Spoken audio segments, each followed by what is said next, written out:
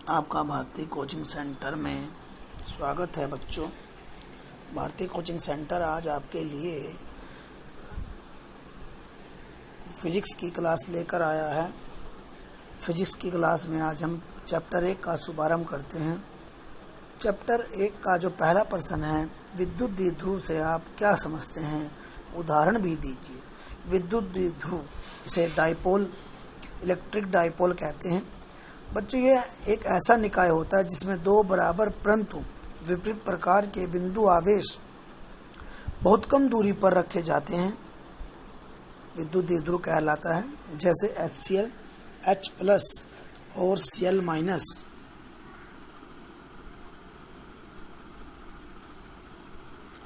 यानी इसमें एक प्लस आवेश होगा और एक माइनस आवेश होगा और दोनों बराबर होंगे। नेक्स्ट प्रश्न है बच्चों, विद्युत द्विध्रुव आघूर्ण से आप क्या समझते हैं, मात्रक और विमा भी बताइए। विद्युत द्विध्रुव आघूर्ण, इसका जो फॉर्मूला होता है बच्चों, वो होता है P बराबर Q गुना 12। P बराबर Q गुना 12, यानी दो विपरीतावेश और उनके जो बीच की दूरी होती है वो 12 होती है। तो P बराबर Q गुना 12, यानी विद्युत द्विध्रुव की रचना करने वाले दोनों आवेशों में से एक आवेश के परिमाण और दोनों आवेशों के बीच की दूरी के गुणनफल को विद्युत द्विध्रुव आघूर्ण कहते हैं। इसे P से प्रदर्शित करते हैं।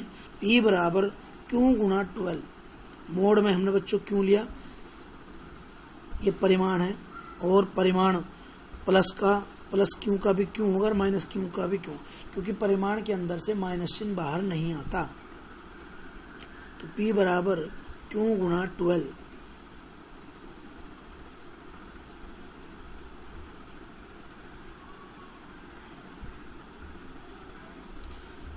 P बराबर Q गुना 12। यहाँ पर जो बच्चों P है वो आपका विद्युत द्विध्रुव आघूर्ण है।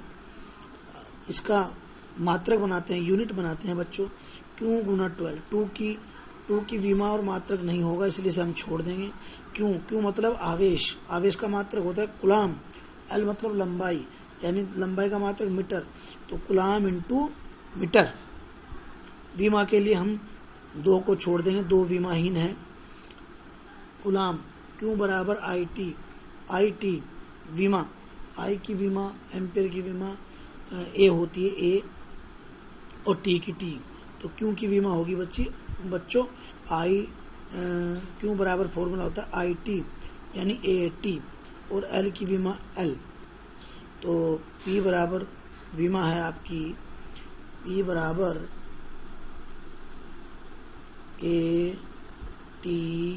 ATL। विमा को आपको बड़े कोष्ठक में बंद करना है।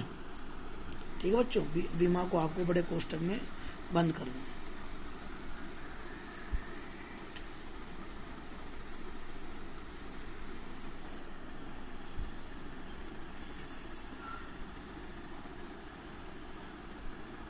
नेक्स्ट पर विद्युत द्विध्रुव आघूर्ण बच्चों एक सदिश राशि होता है। ठीक है बच्चों। नेक्स्ट प्रश्न है क्वेश्चन नंबर 3, विद्युत क्षेत्र तथा विद्युत क्षेत्र की तीव्रता से आप क्या समझते हैं।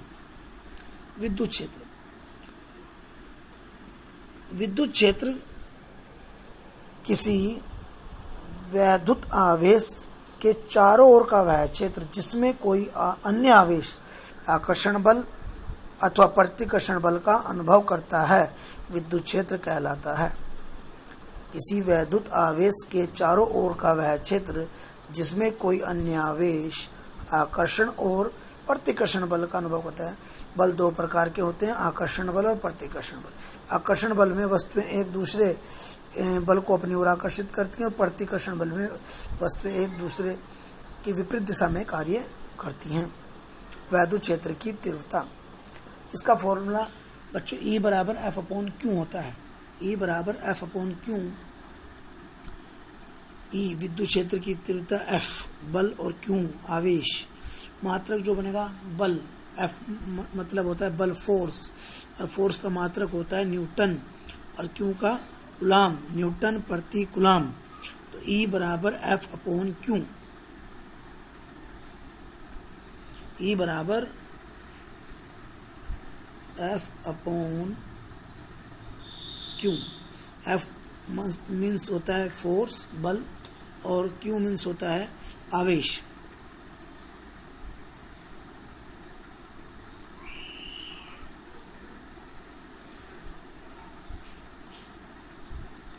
इसकी विमा निकालेंगे बच्चों। अब विमा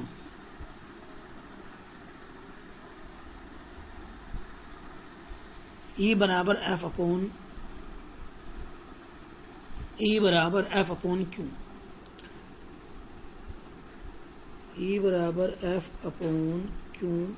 एफ की विमा होती है बच्चों एम एल टी की पावर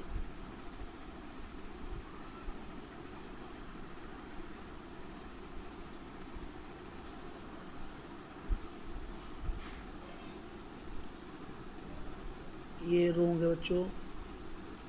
ई बराबर एफ अपॉन क्यू, एफ की विमा होती है एम एल टी की पावर माइनस के 2 और अपॉन में विमा होती है आवेश की होती है ए टी। जब ये ऊपर जाएगा -1 हो जाएगा और टी -2 ऑलरेडी 1 हो जाएगा -3, तो आपकी विमा आएगी एम एल ए की पावर -1 टी की पावर -3। वेरी इंपॉर्टेंट क्वेश्चन है बच्चों। कूलाम के नियम से आप क्या समझते हैं? कूलाम के नियम से आप क्या समझते हैं? कूलाम का नियम 2 बातों पर निर्भर करता है बच्चों कि लगने वाला बल बीच की दूरी के वर्ग के व्युत्क्रमानुपाती होता है और लगने वाला बल आवेशों के गुणनफल के अनुक्रमानुपाती होता है। अर्थात F अनुक्रमानुपाती Q1 Q2 और F व्युत्क्रमानुपाती 1/r²। जब हम इन दोनों समीकरणों को मिलाएंगे तो F अनुक्रमानुपाती Q1 Q2 बटे r²। ये अनुक्रमानुपाती हटाने के लिए यहाँ पर एक नियतांक आएगा, वो नियतांक यहाँ पर होगा बच्चों F बराबर 1/4 पाई एप्सिलॉन 0 Q1 Q2 बटे r² के। यदि माध्यम वायु या निर्वात है तो आप k का मान 1 लेंगे। जब k का मान 1 लेंगे तो आपकी इक्वेशन आएगी F बराबर 1/4 पाई एप्सिलॉन 0 Q1 Q2 बटे r²। 1/4 पाई एप्सिलॉन 0 की वैल्यू 9 गुणा 10 की घात 9 होती है। 1/4 पाई एप्सिलॉन 0 की वैल्यू 9 गुणा 10 की घात 9 होती है। इसकी वैल्यू रखेंगे तो बराबर 9 गुणा 10 की घात 9 Q1 Q2 बटे r²। यहाँ पर जो बच्चों एप्सिलॉन 0 था, एप्सिलॉन 0 ये है आपका, इसे निर्वात की विद्युतशीलता कहते हैं। निर्वात की विद्युतशीलता कहते हैं। एप्सिलॉन 0 की वैल्यू होती है 8.85 गुणा 10 की घात -12 कूलाम स्क्वायर प्रति न्यूटन मीटर स्क्वायर। एप्सिलॉन 0 की विमा ज्ञात कीजिए। बच्चों नया प्रश्न है, एप्सिलॉन 0 की विमा ज्ञात कीजिए। अब बच्चों पहले हम फॉर्मूला लेके चलेंगे बराबर 1/4 पाई एप्सिलॉन 0 Q1 Q2 बटे r²। ये फॉर्मूला आपने अभी पिछले क्वेश्चन में पढ़ा है, कूलाम का नियम है। तो इसमें आपने एप्सिलॉन 0 और F की वैल्यू आपस में चेंज कर ली। एप्सिलॉन 0 बराबर 1/f Q1 Q2 बटे 4 पाई r²। 4 पाई यहाँ पर विमाहीन है, इसे आपने छोड़ दिया। तो एप्सिलॉन 0 बराबर Q1 Q2 बटे f r²। Q की विमा बच्चों 80 होते हैं तो Q1 की विमा भी 80 होगी और Q2 की विमा भी 80। तो 80 जब 2 बार लोगे तो a² t² हो जाएगा।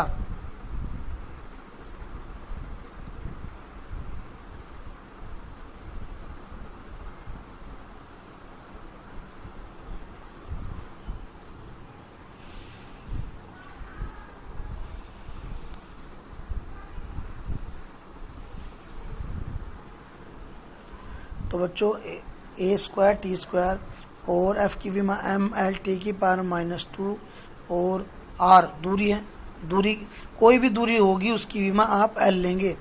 लंबाई, चौड़ाई, ऊंचाई, गहराई, त्रिज्या, चाप, इन सभी की विमा एल होती है। तो एल की और एल स्क्वायर की मल्टीप्लाई करके एल की पावर 3, तो m-1 जब नीचे से आप ऊपर ले जाएंगे तो घात का चिन्ह बदल जाएगा। m-1 l-3 और t की पावर -2 ऊपर जाकर प्लस के 2 और 2 4 और a का स्क्वायर।